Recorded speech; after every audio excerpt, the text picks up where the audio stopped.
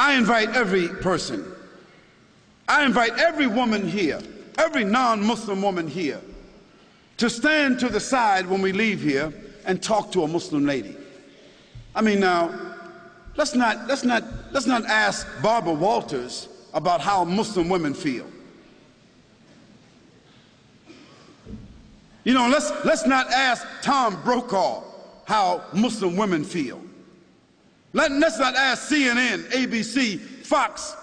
Let's not ask the London Times or the Australian Times. Let's not ask non-Muslims about how Muslim women feel, how they live, what are their principles, what are their challenges. If you want to be fair, ask a Muslim woman. Ask my wife.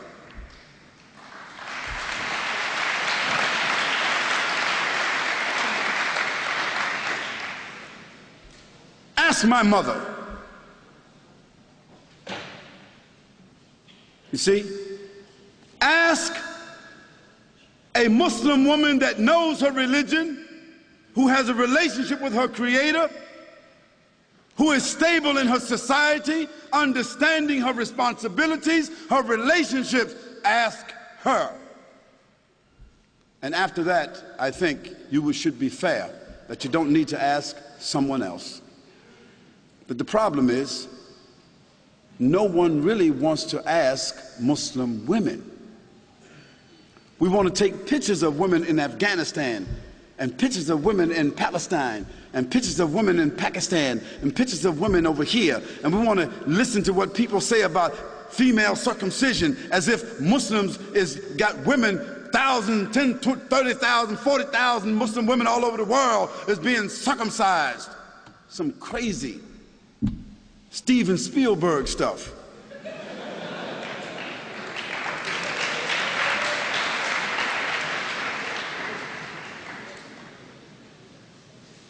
And let me give you a statistic that you should know about. If you take a quota in this room right here, I'll tell you this. Most every Muslim woman in this room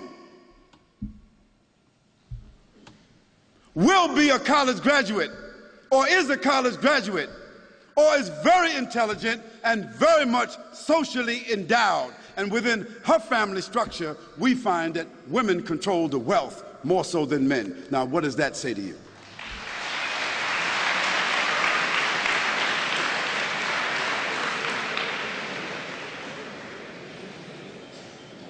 Now, where you find women oppressed, women exploited, women mistreated among Muslims, that is because those Muslims themselves are not representing the principles of the religion. And in every religion, you've got black sheep.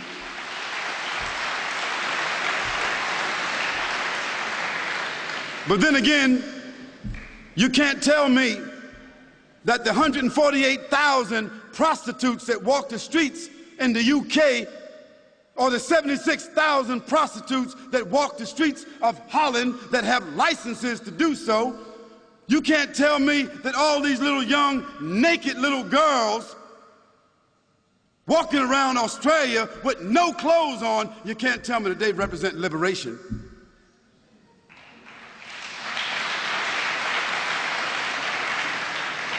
You can't tell me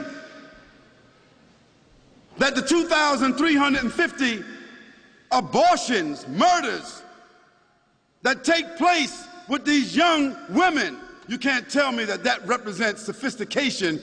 You can't tell me that that represents liberation. You can't tell me that a naked woman sitting on a chocolate bar, a naked woman selling everything, toothpaste, everything, you can't tell me that doesn't represent exploitation. So let's put things in context. Let's talk about things correctly, and let's be fair, and let's be objective. We can talk about that a little bit more if you want to. And let me give you one more statistic. One more.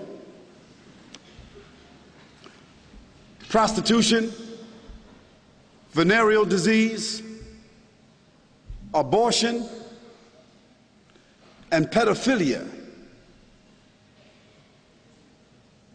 And this horrendous number of children being raped and kidnapped that exists in the Western world. It is almost unheard of in the Muslim world.